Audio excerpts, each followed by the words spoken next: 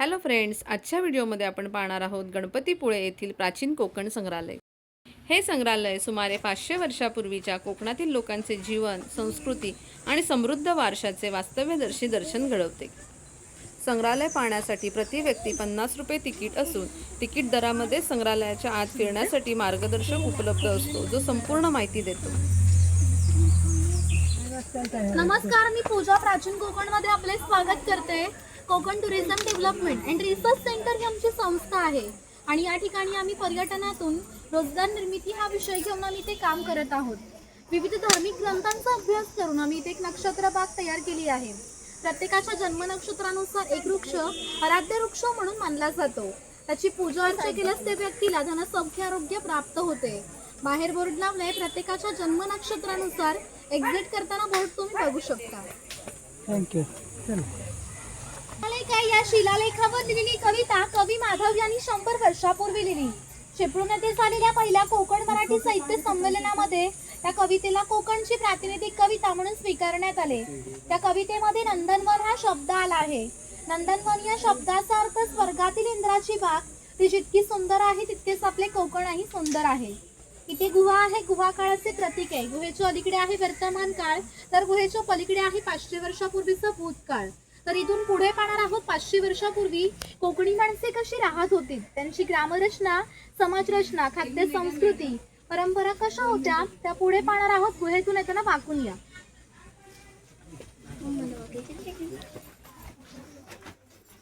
गुफा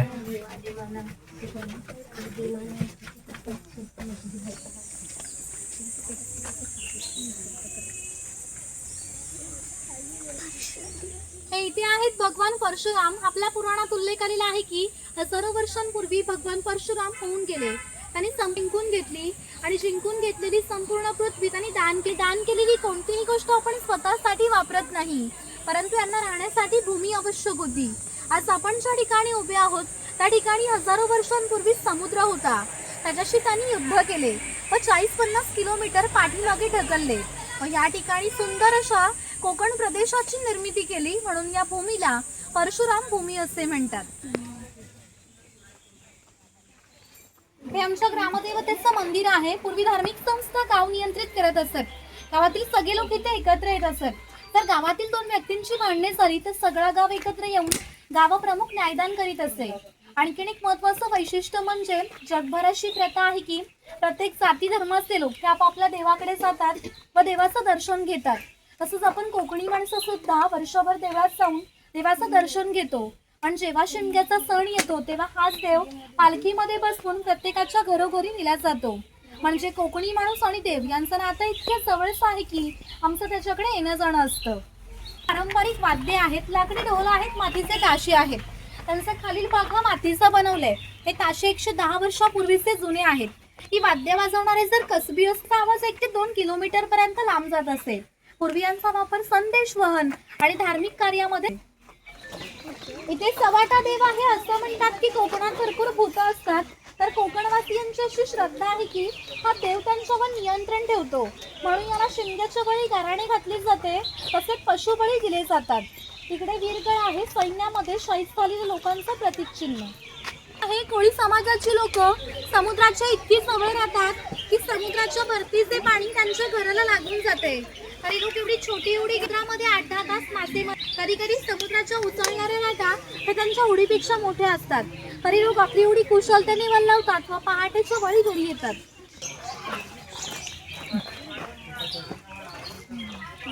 नाभिक आहे। पूर्वी कोकणामध्ये 12 बलुतेदार पद्धत अस्तित्वात होती। नाभिक सुतारकार हे प्रत्येकाच्या घरोघर जाऊन सेवा पुरवीत असत। त्या बदल्यात त्यांना पैसे नव्हे तर केवळ धान्य मिळत असे। म्हणजे एका कुटुंबातील पुरुषाच्या घरी जाऊन केस व दाढी करण्यासाठी वर्षभराची 4 पायली म्हणजे आताचे 8 किलो धान्य मिळत असे। एवढ्या अल्प मोबदल्यात ही लोक समाजाची सेवा करीत असत।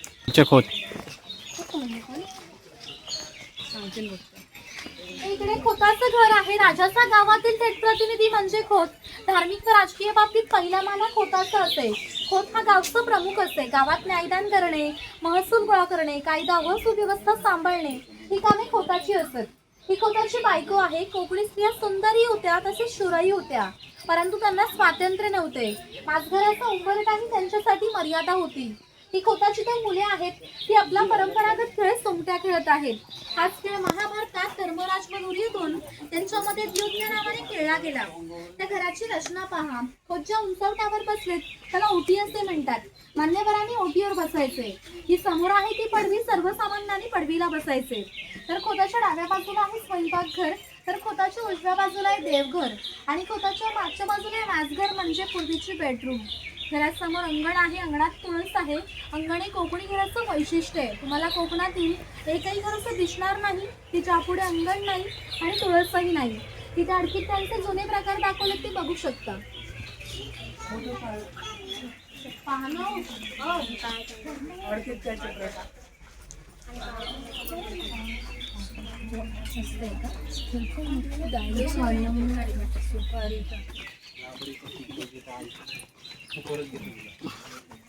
इकडे शेतकरी आहे. जास्त गवताचं घर आणि याच्या अपुऱ्या कपड्यांवर जाऊ नका. त्याचं पूर्वी जसं घर होतं तसंच घर आम्ही ते उभारलं आहे. तिची पेटलेली चूल दिसते, तिला कोकणी भाषेमध्ये पिरसा असे म्हणतात. ती सतत पेटली ठेवली जायची कारण घरामध्ये पूर्वी लायटर किंवा माचीस नव्हती. शेतकऱ्याच्या बायकोला जेव्हा स्वयंपाक करायचा असे तेव्हा ती चुलीचे 2-3 निखारे घेऊन स्वयंपाकघरातील चूल पेटवीत असे. तर हा विस्तव विसावा त्या घरात 2 गारगोट्या ठेवलेल्या असत. ते एकमेकांवर घासून हा विस्तव केला जात असे. ही शेतकऱ्याची बायको आहे, ती शेतकऱ्याची मुलगी आहे. हा पाळणा शेतकऱ्याच्या घरात कायमस्वरूपी टांगून ठेवलेला आहे. हे उचल आहे. पूर्वी याचा वापर कपडे सुकत घालण्यासाठी केला जायचा आणि घरामध्ये गौरी गणपतीचा सण दाखवलाय बघा.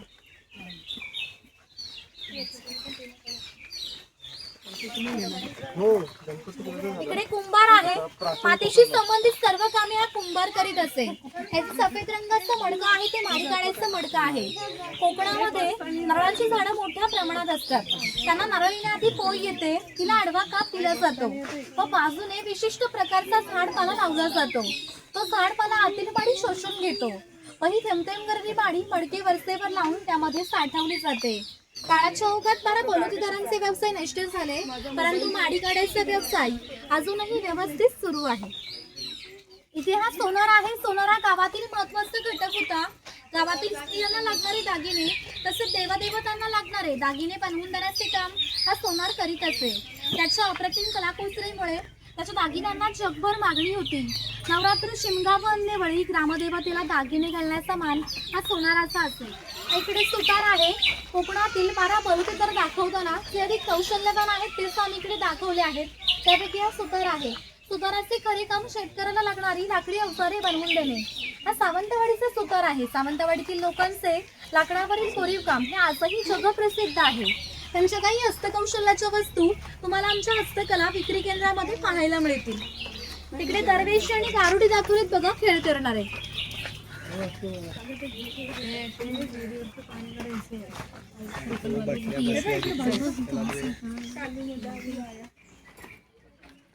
इकडे हा लोहार आहे. शेतकऱ्याला लागणारी लाकडी अवजारे बनवून देण्याचे काम जसे सुताराचे असे त्याचप्रमाणे शेतकऱ्याला लागणारी लोखंडी अवजारे बनवून देण्याचे काम लोहार करीत असे. 500 वर्षापूर्वी कोकणाची राजकीय परिस्थिती अस्थिर होती. बरेचसे लोक सैन्यामध्ये होते. त्यांना लागणाऱ्या लोखंडी ढाली व तलवारी बनवून देण्याचे काम हा लोहार करीत असे. आणि असे वैशिष्ट्य म्हणजे काहीशे वर्षांपूर्वीच्या जुन्या तलवारी व ढाली मराठा खोत यांच्याकडे आहेत. त्यांना अजूनही गंज आलेली नाही. त्यांची दरदसऱ्याला पूजा केली जाते. तिथे पुरुष समाज आहे. बांबूच्या वस्तू बनवून देण्याचे काम हा पुरुष करीत असे. हे सूप आहे, ही रोळी आहे. तिचा वापर धान्य धुण्यासाठी केला जातो. तसेच आजही धार्मिक कार्यामध्ये केला जातो. स्वयंपाकघर आहे. पूर्वी घरामध्ये दगड मातीच्या वस्तू असत. ते झाकणीसारखं दिसतंय, त्याला गिरट असे म्हणतात. झाकणीमध्ये धान्य दळून निघतं. त्या गिरटामध्ये भात घातला जातो. तो अख्खा बाजूला होऊन कोंडा बाजूला होतो. हे मोदक पात्र आहे म्हणजे कोकणी कुकर. हे पुरण यंत्र आहे. याच्या आतमध्ये शिजलेली डाळ घातली जाते व हे 2 रॉड उलट सुलट फिरवून आधी डाळ वाटून निघते. वाटलेली डाळ याच्या खाली पडते. तिच्याकडून पुरणपोळ्या केल्या जातात. ते शेवया काढायचं लाकडी यंत्र आहे. वरती चहाची किटली आहे. त्याच्या बाजूला जेवणाचा डब्बा आहे. वरती पाण्याचा तांबे आहे. खाली 3 डबे आहेत. बाजूने 2 चमचे आहेत. त्याने तो लॉक केलेला आहे. इथे दगडी उकड आहे. पूर्वी असा वापर भाताचे पोहे काढण्यासाठी करत आणि घरामध्ये जुन्या काही वस्तू दाखवल्यात बघा पूर्वीच्या.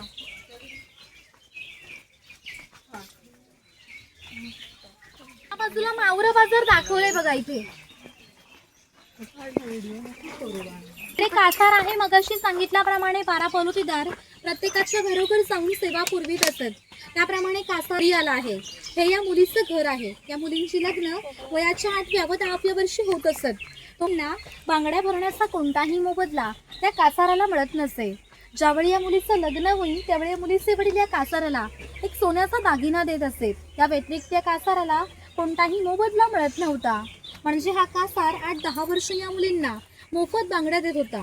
म्हणजे पूर्वीची समाज रचना एकमेकांच्या विश्वासावर आधारलेली होती. थोडक्यात 12 बलुतेदार आपला नफा किंवा तोट्याचा विचार न करता आपलं कर्तव्य म्हणून काम करीत होते. इथे पाणवठा आहे. पूर्वी प्रत्येक गावामध्ये भरपूर मोठे जंगल होते, त्यामुळे पाणीही मोठ्या प्रमाणात उपलब्ध होते. ज्या ठिकाणी उंचावट्यावर बारमाही पाणी असते त्या ठिकाणी धरण बांधून हे पाणी प्रत्येकाच्या घरोघरी पाटाच्या साहाय्याने नेले जात असे. या पाण्यावर आमच्या नाली पोपळीच्या बागा व उन्हाळी भाषेती होत असते. उन्हाळी भाषेतीला पाणी भरपूर प्रमाणात लागत होते. तेवढे पाणी प्रत्येक गावामध्ये उपलब्ध होते. ग्रामदेवतेनंतर पाणवठा असं एकमेव ठिकाण आहे की ज्या ठिकाणी सगळा गाव इथे एकत्र येत होता. गावातील स्त्रिया पाणी भरण्यासाठीच होत्या, तसेच गुराख्यांसारखी व्यावसायिक गुरांना पाणी देण्यासाठीच होते. इथे चर्मकार आहे. चामड्याच्या वस्तू बनवून देण्याचे काम चर्मकार करीत असते. आणि याच्या जोडीला आणखी एक प्रसंग सांगतो की जो 500 वर्षापूर्वी घडला. इथून 80 किलोमीटरवर मार्लेश्वर नावाचं देवस्थान आहे. त्या ठिकाणी एका पर्वतात एक मोठी गुहा आहे. आणखीन एक महत्त्वाचं वैशिष्ट्य म्हणजे त्या गुहेमध्ये अजूनही जिवंत साप आहेत. पूर्वी मार्लेश्वर देव एका गावामध्ये राहत होते. त्या गावातील लोक वाईट मार्गाने वागू लागले. त्यामुळे शंकरांचे पावित्र्यही कमी होऊ लागले. हे शंकरांना मान्य होणे शक्य नव्हते, म्हणून त्यांनी गाव सोडून जाण्याचा निर्णय घेतला व मकर संक्रांतीच्या आदल्या रात्री शंकर गावाबाहेर पडले. गावाबाहेर या चर्मकाराचे घर होते. चर्मकार गरीब निधीवान पण श्रद्धाळू होता. शंकरांनी कोणत्याही जातीपातीचा विचार न करता चर्मकाराला मशाल दाखवण्याची विनंती केली व चर्मकाराने सुद्धा अतिथी देवभव समजून मशाल दाखवण्यास सुरुवात केली. व आजच्या ठिकाणी मार्लेश्वर हे देवस्थान आहे. त्या ठिकाणी आल्यावर शंकरांनी आपले खरे रूप प्रकट केले व चर्मकारास दर्शन दिले व त्यास सांगितले, यापुढे मी इथेच राहणार आहे. या गोष्टीला जवळजवळ 500 वर्ष होऊन गेली, परंतु आजही संक्रांतीला शंकरांची मूळ गावातून पालखी निघते. तिला मशाल दाखवण्याचे काम चर्मकाराचा आजचा वंशच करतो. म्हणजे मार्लेश्वर हे असं देवस्थान आहे की ज्या ठिकाणी कोणताही जातीभेद मानला जात नाही.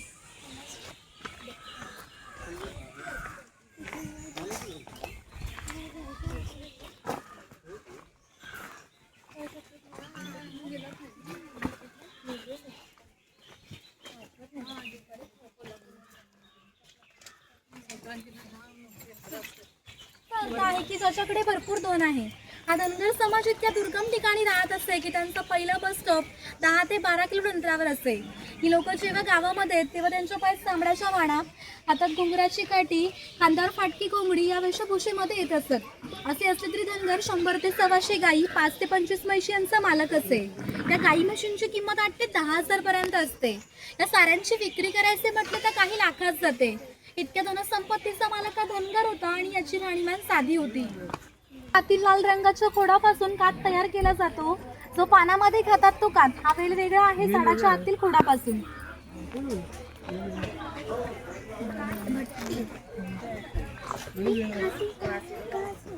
ते कातभट्टी आहे. ते खैराचं झाड तोडून त्याच्या आतील खोडाचे बारीक तुकडे केले जातात. ते बारीक तुकडे पहिल्या 4 मडक्यांमध्ये पाण्यासोबत उकळवले जातात व त्याचा जो लाल रंगाचा पाक तयार होतो तो पाक या 5व्या मडक्यामध्ये विशिष्ट तापमानात उकळवला जातो व तो पाक सावलीमध्ये सुकून त्याच्या वड्या पाडल्या जातात. त्यापासून कात तयार होतो. या कात तयार होण्याच्या प्रक्रियेला 3 ते 4 महिने लागतात. इथे मचाण आहे. पूर्वी अशा मचाणांचा वापर शिकारीसाठी किंवा फार मोठ्या भूप्रदेशावर लक्ष ठेवण्यासाठी केला जायचा. तुम्ही वरती जाणार असाल तर स्वतःच्या जबाबदारीवर तिथे जाऊ शकता. फोटो इथे कॅमेरा काढू शकता.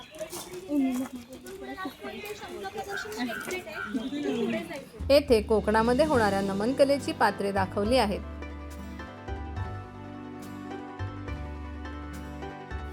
हे शॉपिंग सेंटर आहे. यामध्ये विविध प्रकारच्या वस्तू विक्रीसाठी ठेवल्या आहेत. येथे गणपतीपुळेपासून जवळ असणाऱ्या जयगड किल्ल्याची प्रतिकृती साकारण्यात आली आहे. आता आपण प्राचीन कोकण म्युझियमचे शेवटचे ठिकाण शंख प्रदर्शन पाहण्यास जाणार आहोत.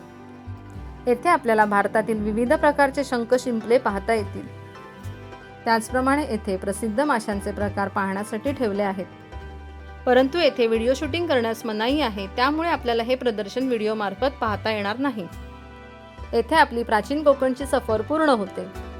व्हिडिओ पाहिल्याबद्दल धन्यवाद. पुन्हा भेटू एका नवीन व्हिडिओसह. तोपर्यंत टेक केअर आणि बाय बाय.